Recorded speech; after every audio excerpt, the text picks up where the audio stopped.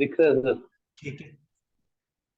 तो देखिए यहाँ पर मैंने जो मैं अपने हिसाब से ये किसी बुक का नहीं है, जो मैं फॉलो करता हूँ, क्योंकि आप भी थोड़े टेक्निकल बैकग्राउंड के हैं, मैं भी अपनी टेक्निकल बैकग्राउंड को बिलोंग करता हूँ। तो हम अपना एक लॉजिक बना सकते हैं। ये लॉजिक के हिसाब से अगर आप यहाँ देखेंगे तो यहाँ पर जो सबसे पहले मैंने लिखा है कि केपी सिस्टम को तब तक आप अच्छे से नहीं जान सकते तब तक आप प्लेसिडस सिस्टम से केपी नहीं करते हैं। बहुत सारे लोग जो हैं केपी नॉर्मल वैदिक रूल से करते हैं, वो प्लेसिडस सिस्टम को नहीं लेते। प्लेसिडस सिस्टम का मतलब क्या है कि जहां पर जिस डिग्री का लगन उदित हुआ है वो पहला कस्प बनेगा। और जो वैदिक के हिसाब से कुछ लोग केपी करते हैं, जो भी लगन की डिग्री उदित हुई है उसको मिड पॉइंट मान लेते हैं उस भाव का। तो यहाँ पर प्लेसिडस सिस्टम का है, जो भी लगन की डिग्री उदित हुई हो, चाहे 25 हुई हो चाहे 5 हुई हो, उसको पहले हाउस का और 12वें हाउस का जो ज्वाइंट है उसको कस्प बोलते हैं। फर्स्ट कस्प वहां से स्टार्ट होगा। तो पहली बात तो ये क्लियर होनी चाहिए। दूसरी बात है कि जो क्वेश्चन करने के लिए हमारे पास आया है या जो पूछने के लिए आया है, उसकी बर्थ डिटेल चाहे हमने खुद ठीक की है या उसने हमें खुद अपने हिसाब से बताए है, जो वो क्वेश्चन पूछता है हम उस क्वेश्चन के भाव का कस्पल सबलॉर्ड लेते हैं। अगर उस भाव के रिजल्ट को वेरीफाई करना हो तो, कि वो उसको चीज दे रही है कि, अगर देने की चीज तो हम ग्रह के हिसाब से भी लगा सकते हैं, ग्रह की पोजीशन के हिसाब से भी लगा सकते हैं, लेकिन भाव को क्यों लेते हैं?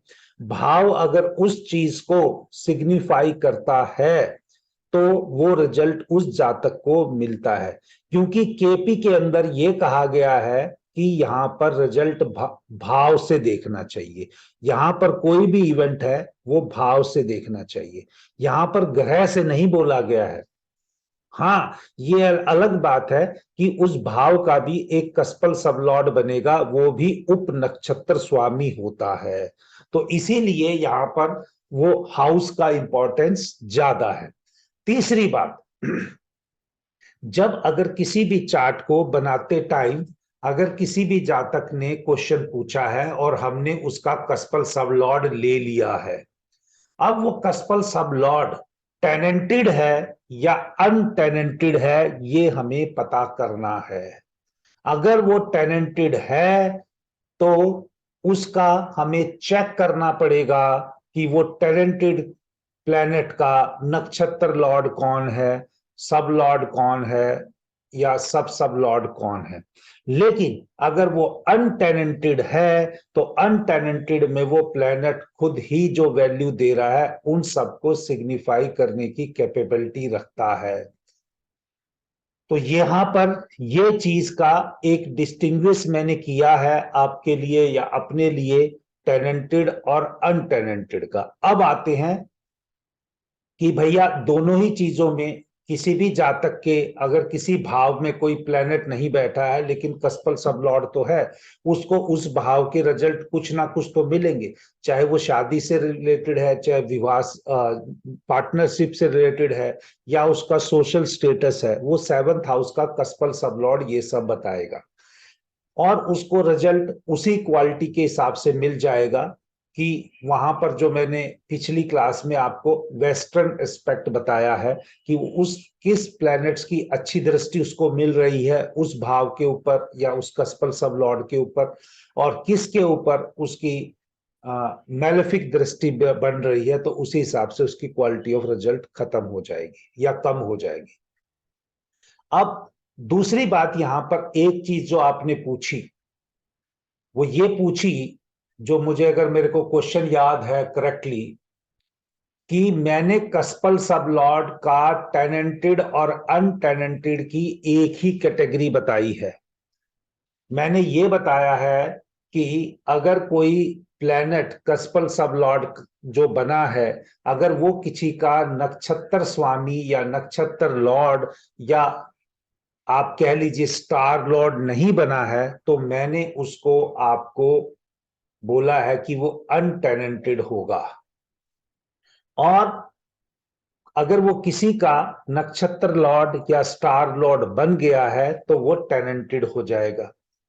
इसके अलावा जहां तक मुझे याद है, आपने क्वेश्चन पूछा था, जैसे आपका वीनस वीनस के में है, तो आपने शायद ये बोला कि वो आपका अनटेनेंटेड प्लेनेट है, या आपने किसी और की वीडियो में उसको सुना है, उस ज्योतिष के टीचर ने या किसी बुक में, हो सकता है कि जो आपने पढ़ा हो और ये पाया हो कि अगर कोई ग्रह अपने ही नक्षत्र का स्वामी बन गया है तो वो अनटेनेंटेड होगा।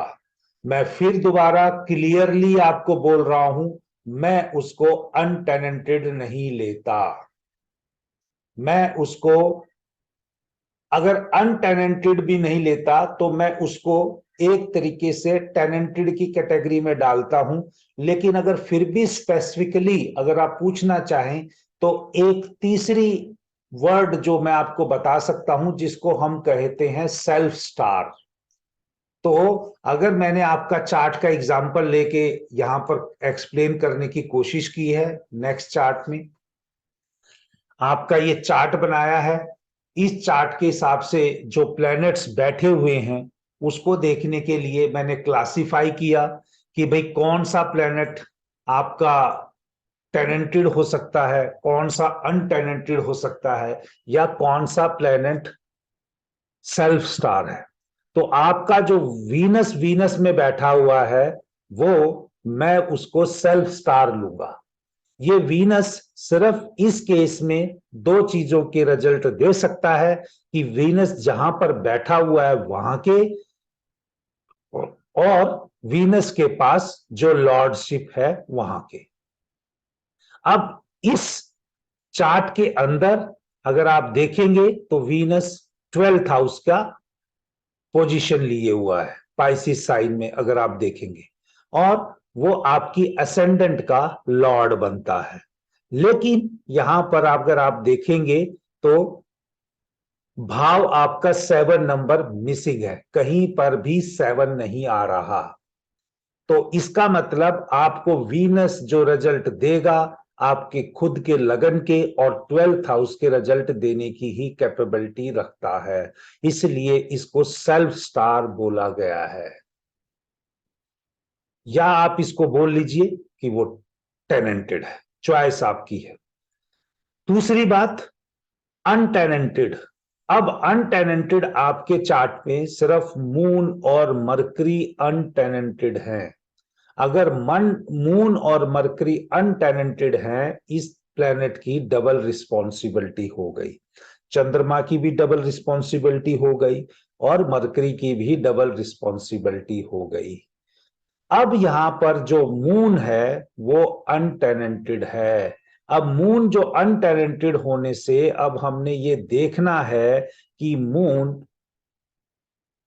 किस किस के रिजल्ट और हमें दे सकता है। इस चार्ट के हिसाब से अगर हम देखेंगे तो यहां पर ये प्लैनेट्स के हिसाब से यहां पर मून सिर्फ सब लॉर्ड में बैठा है, यहां पर नहीं है, ये क्लियरली कर लिया। और यहां पर अगर हम देखेंगे तो यहां पर जो है मून जो है वो इस पूरी की पूरी स्क्रिप्ट में 10th हाउस का नक्षत्र लॉर्ड भी बना है। लेकिन यहां पर जब मैं इसको लिखता हूं तो मैंने यहां लिखा है moon has to give on result as well as Saturn and Mercury, ना as well as Saturn and Mercury has to give on result as well as Rahu result. ये समझ में आया जी? हेलो? हाँ जी सर। क्योंकि चंद्रमा आपको अब शनि के रिजल्ट भी देगा, और जो बुध है क्योंकि वो भी अनटैलेंटेड है, वो बुध यहां पर राहु के रिजल्ट भी आपको देता हुआ दिखाई देगा।